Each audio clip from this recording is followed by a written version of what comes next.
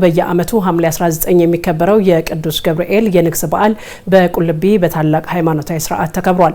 በቁልቢ ቅዱስ ገብርኤል ገዳም በተከበረው የንግስ በዓል ላይ የተሳተፉት ተሳታፊዎች ደግሞ በዓሉ ልዩ ድባብ እንደነበረ ተናግሯል። ተስፋዬ ኃይሉ ተጨማሪውን አድርሶናል።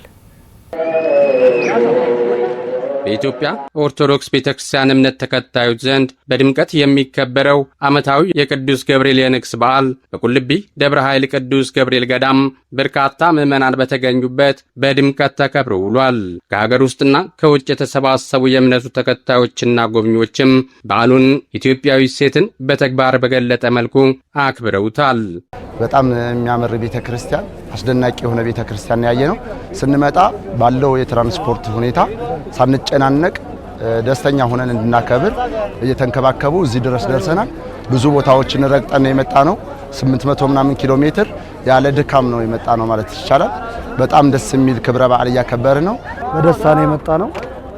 ምንም አይነት መጨናነቅ ሳይኖር በሰላም ነው የመጣ ነው። እዚህም ስንመጣ ደግሞ ያረፍንበትን ቦታ ውሃ እየቀዱ እየተንከባከቡን ያሉት ቤት ያረፍንባቸው ሰዎች ናቸው። ደብሩም ላይ ስንመጣ ደግሞ እጅግ ትልቅ ግዙፍ ቤተክርስቲያን ነው። የሚያስደስት የሚቀርበት ሳይሆን ምን ጊዜ የሚመጣበት የመጣሁት ለመጀመሪያ ጊዜ ነው። ያው ከህብረተሰቡ ጀምረ ያለው ድባቡ በጣም ደስ ይላል። በጣም ያምራል። በጣም በጥሩ ሁኔታ ከጠበቅኩት በላይ ነው። ቁልቢ ገብርኤልን በዝና ነው እንጂ አላውቀውም ነበር። አሁን ግን በጣም እዚህ ስመጣ ያለው ክብር ደስ የሚል ነው። በጣም ህዝቡ ተከባባሪ ነው። በጣም ህዝቡ ተረለዘ ነው። ባለው የህግ ስትራቴጂ ደግሞ በጣም የመገፋፋቱን በጣም እየጠበቁ ህፃኑ፣ ሽማግሌው፣ ጎልማሳው እንዳይወድቅ እየደገፉ ነው ያሉት። ህግ አስከባሪዎቹ በጣም አስደንቀውኛል። ይሄ ሁሉ ህዝብ እንደመብዛቱ በዚህ በህግ አስከባሪዎቹ ራሱ እንዴት አርጌ ነው የረካሁባቸው።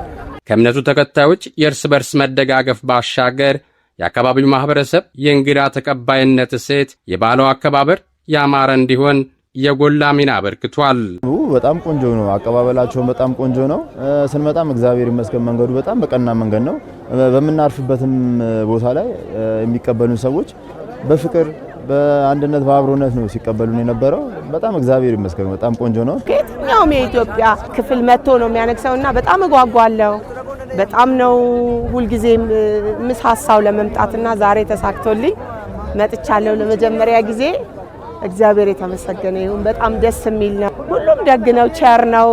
ያለውን አብልቶ አጠጥቶ እንብላ ነው እንጠጣ ነውና በጣም ደስ የሚል ነው። ሁልጊዜም እንግዳ ይምጣላችሁ፣ ሁልጊዜ ማስተናግዱ። ከቅድመ ዝግጅት ጀምሮ በቅንጅት የተከናወኑ ውጤታማ ስራዎች በዓሉ በስኬት እንዲጠናቀቅ አስችሏል።